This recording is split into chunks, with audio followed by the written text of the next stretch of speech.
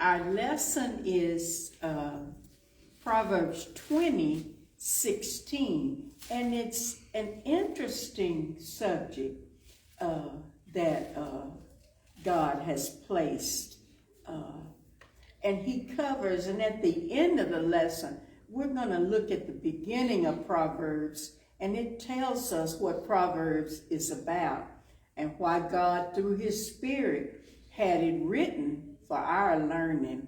And so we thank him for always guiding us in this world, in this time, in these days, because we need it. Would you please read verse 16, sister, in Spanish? Quítale su ropa al que salió por fiador del extraño, y toma prenda del que sale fiador por los extraños. Okay. Take the garment of one who is surety for a stranger, and hold it as a pledge when it is for a seductress. And I thought, what? But when you study it, when we get into it, it will make much more sense. The Enduring Word commentator from Exodus 22:26 through 27 says, an Israelite could take someone's outer garment as a deposit for a guarantee for a loan. They could take their outer garment as a deposit for a loan. As long as they return the garment each evening. So it could be used as a night covering or blanket. But they could take, the Israelites could, someone's outer garment, and it would serve as a deposit for the loan or as a guarantee for a loan.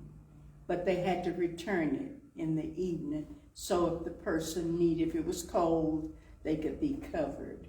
Okay. That's how fair God is. Solomon's advice here is that if you loan to someone who has already foolishly agreed to be surety for a stranger, that's someone they know nothing about, someone they don't know, if you do that, understand this: if they were foolish enough to be a surety for a stranger, they should be considered or regarded as a credit risk. Okay? Now let me explain that. Why in the world would you loan to someone who loaned to someone who's going to stand for someone's bill, and they are not credible? You're going to end up holding the bag. And I'm sure we've all experienced that. You talk to this person, yeah, get that for me, and you put your name on the line. Then you end up having all the responsibility, okay? Some of these things should have been nice if we knew them before we did them, wouldn't we? We all have done it. Nobody can point a finger at anybody else, okay? Kidner says, don't lend to him without security. He's a bad risk, okay? Ross says, people should be held to their obligations. The two synonymous lines, take the garment, hold it as a pledge, either for the stranger or the wayward woman, teach that a person who foolishly becomes responsible for another's debt should be made to keep his word. Taking the garment was a way of holding someone responsible to pay debts. Okay? One should demand, okay, more security for someone, for a loan to someone outside of one's knowledge. You don't really know that person. You don't know the person they are saying, or the person who's getting the loan. You don't know nothing about them. The proverb emphasizes, I like the way he says it, the stupidity of risking one's life to an unknown creditor by becoming security to a stranger or a person of non-reputable lifestyle. Now, whoever they borrowing from, you don't know that person. So here you are standing in that position in a bad risk. We've been there as a young couple. We signed for someone to get some stuff. They didn't come through. We ended up twice. That after you think we've learned it once, but we did it twice in two different situations. And the last time, it almost cost us our home because that person was not reputable. And they said another person was going to go in and help us out with this bond. And they didn't show. The person didn't show up. And the other person that said that they were going to be in and help us to carry the loan, they didn't show up either. So they left us holding the bag. Okay. Benson's commentary says, namely as a pledge, without which he ought not to be trusted. You can't trust that. You can't trust that person's word. Okay. Because by the action referred to, he shows himself to be foolish. It's a foolish thing to do. God is concerned about every part of our life. He does not want us getting into situations that make decisions that we end up holding the bag, or we end up under the thumb of the creditor. You know, you have just earned, I just got a letter yesterday, a few days ago. You have earned a credit of $1,500. Okay, that sounds pretty good. Yeah, for 29.99%. Shredder, how foolish that would be. How foolish that would be. Sometimes we end up under the thumb of the lender because we didn't look into that. We didn't check out the creditor. We didn't check out the person that says, you know, I'm gonna pay every month. I promise. And let's go in together. We're gonna get this house. We're gonna rent together, and I'm gonna pay. Yeah, right. Yes. And you end up having to find a place to stay. Okay, I talked to a dear person in my life, and she said she did that with this person because someone tried to break in their place. And so that person said, move in with them. And then the person moved out of their place. And then here comes the landlord saying, you got to get out. I have nowhere to go. I said, well, your name's not on the lease. So you got to go. So we learn from these types of things. And we need to learn. We should learn. It shows himself to be foolish and takes the ready way to make himself a beggar. In other words, it's foolish and you're going to end up being the one on the street. Okay? Bishop Patrick, in his interpretation of this verse, says, to trust him who is so rash as to be bound for one whose ability and fidelity are utterly unknown to him, especially for a woman whose loose way of life makes her credit justly suspected, have nothing to do with such as inconsiderate person without the utmost security that he can give thee for the payment of what he owes you. Okay? Cambridge Bible schools and colleges says, the law of Moses recognized and regulated the use of clothing as security for repayment of a loan or debt.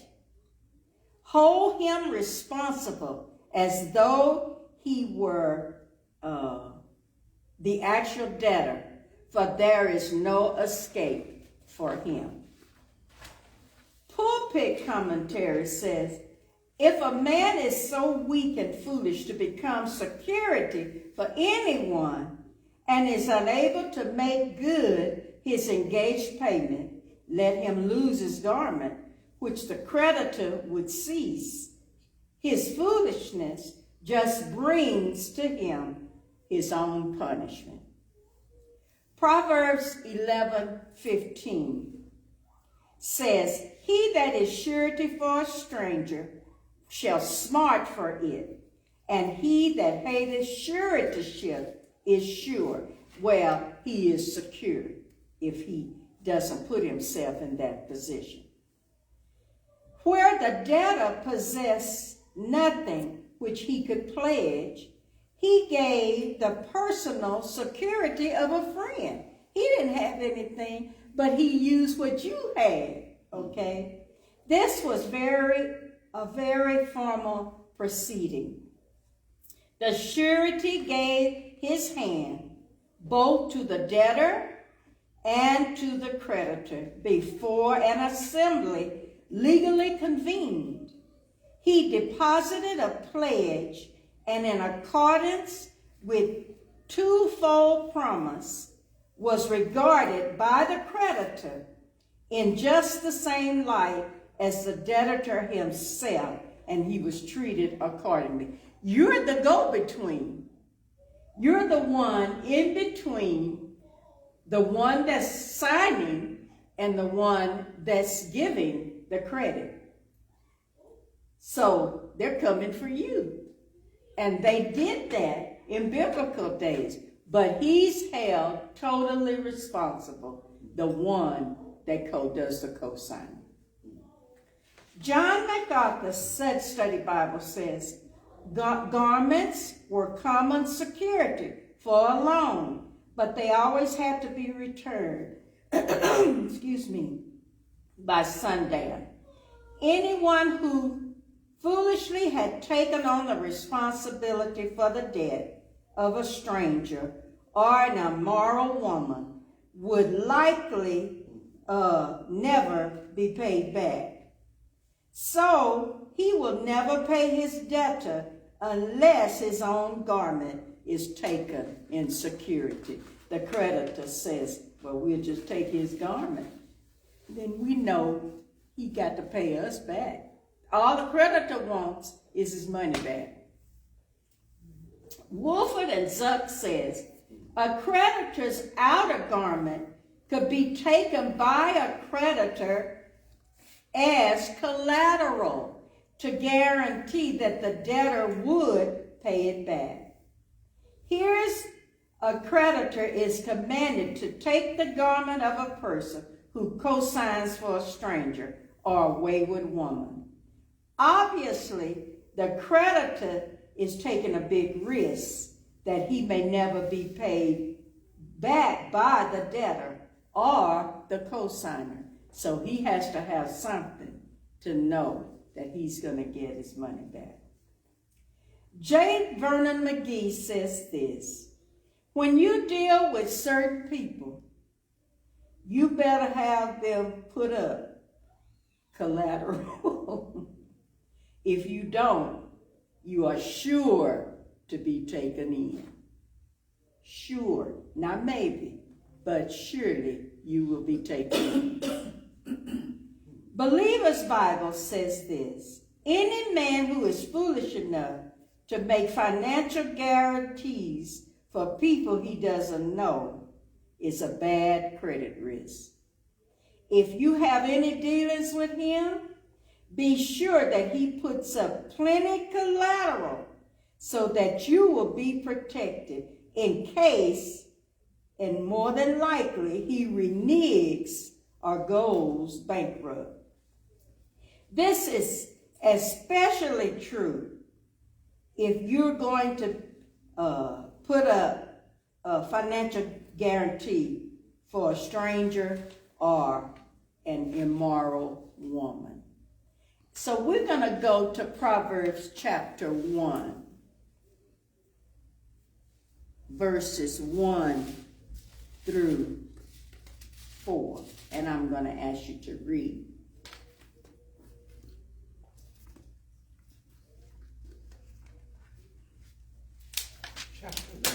Chapter 1, 1 through 4.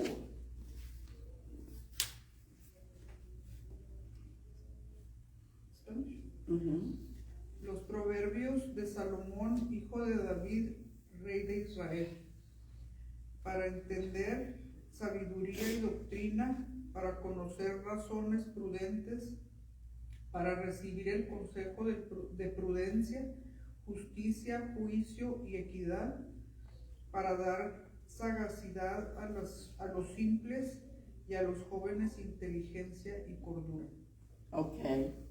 The Proverbs of Solomon, son of David, king of Israel, for attaining wisdom and discipline, for understanding words of insight, for acquiring a disciplined and prudent life, doing what is right and just and fair, for giving prudence to the simple, knowledge and discretion to the young. All right. It was written for what? To give what to what? Wisdom. Wisdom. What else? Judgment. Judgment. What else? Intelligence. What? Intelligence. Intelligence. What else? Insight. Insight.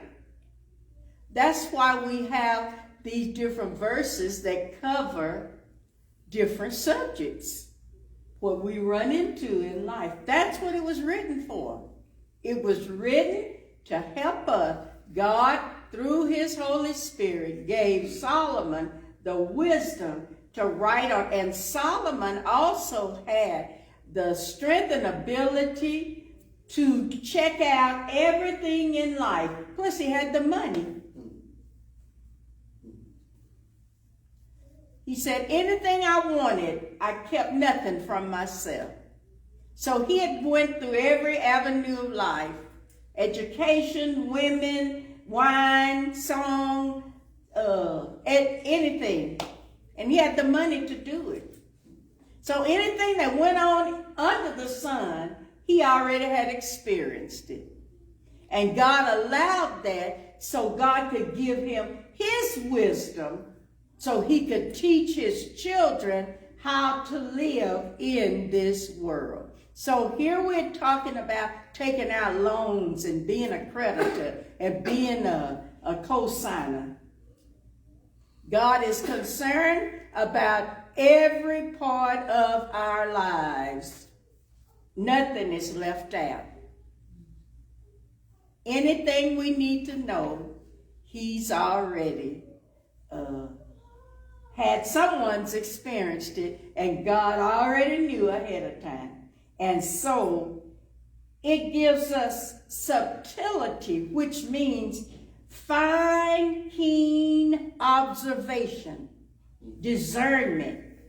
As believers, we shouldn't be fooled by everything. We should weigh it out, check it out, listen, find out before we step out. Discretion, good judgment, better choices.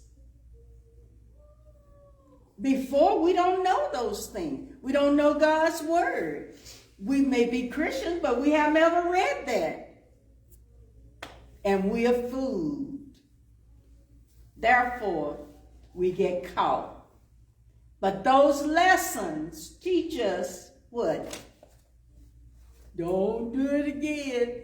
You can talk to you green in the face, but you ain't fooling me with that. We all have experienced it. We all get this apartment together. And hey, it only costs us all, it's $1,000 apartment, but 5 of us, hey, we can easily pay it. Time you get in there and get set up, what happened?